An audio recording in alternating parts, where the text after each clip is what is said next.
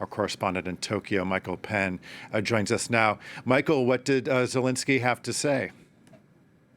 His speech was fairly short. It's only about 12 minutes. And of course, it was translated into Japanese for the lawmakers, including the prime minister who was there in attendance. And what he spoke about, he said that international organizations had proven to be inadequate to prevent the aggression, to prevent the war. And he sort of suggested that Japan and other countries had a duty to kind of rebuild or to make new institutions that could do so. He thanked Japan for imposing sanctions on Russia, and he encouraged Japan to do more.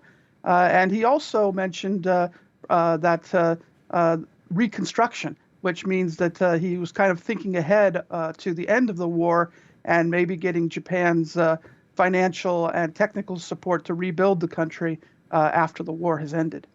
Well, we've seen in the past, Zelensky, he tends to cater his comments to the countries he's speaking to. So was that the case here as well? Oh, very much so. So, for example, the early part of his speech, he spoke about Chernobyl and sort of the threat of the fighting around nuclear power plants. Obviously, this would make Japanese think about Fukushima and their own experience in the 11 years ago. We just recently had the anniversary.